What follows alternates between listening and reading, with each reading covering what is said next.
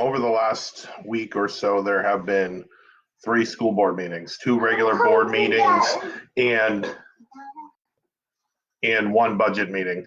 And comments have been made on both that have rightfully so upset many people. I haven't officially responded to any of that yet because I've been pondering how to do that and what it should look like and what I should say. And I could write a letter and put it on letterhead and sign my name to it and send it off. And that's fine. But typically when I'm upset with something the board has done or said, or I want to give the board my opinion, I go to public comment. Now, public comment's gone, but that doesn't mean I can't send them a video of my face. So that's what we're going to do this morning. I'm going to pretend this is public comment at the board meeting, say my piece, and send it off to the school board. So here we go. Good morning. My name is Adam Marcoux. I live at 4 Jalori Lane. I'm president of the National Teachers Union, and I'm here to address some comments made by the school board, their Thursday meeting, their Saturday meeting, and their Monday meeting. First, I want to express that I don't feel that people made comments that were malicious or intended to be hurtful. However, the way they came out and the way we implied many of the comments left many people very upset. I'd like to address the not working and still getting paid.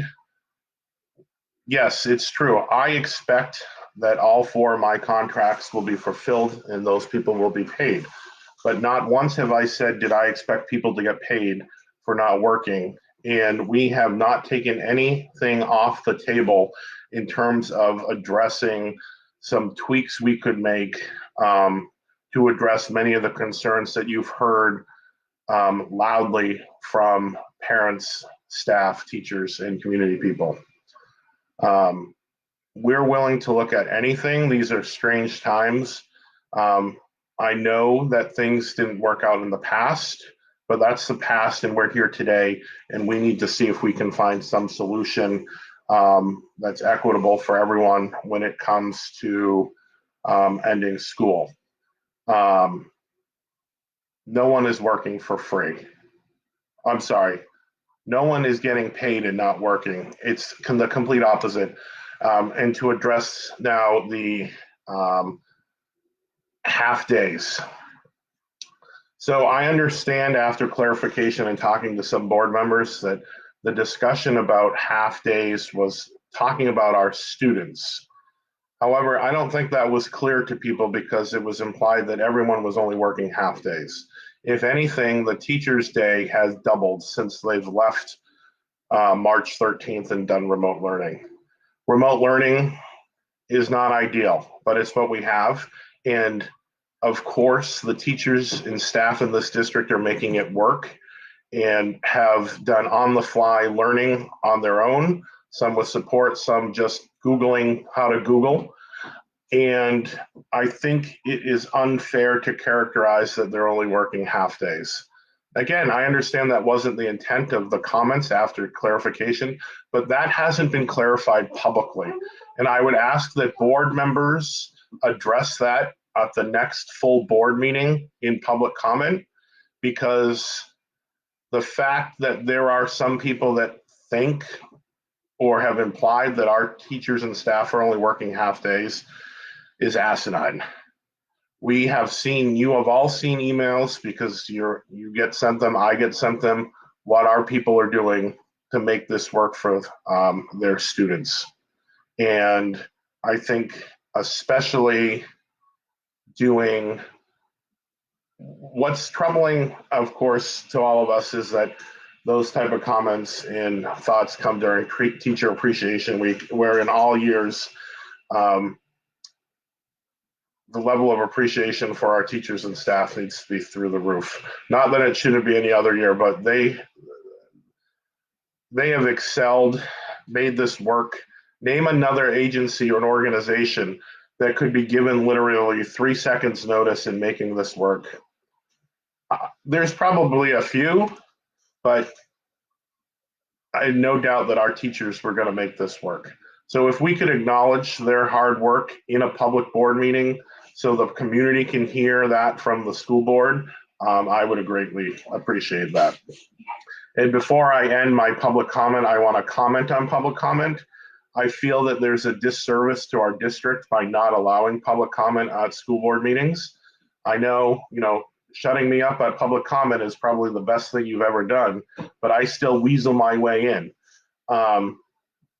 The comments on the agenda for days versus hours was an update, and then all of a sudden it's voted on and done, and there was no public comment or notice that was going to be the way it was. And that's the board's prerogative to make motions and vote on it, and that's their charge, and I respect that process.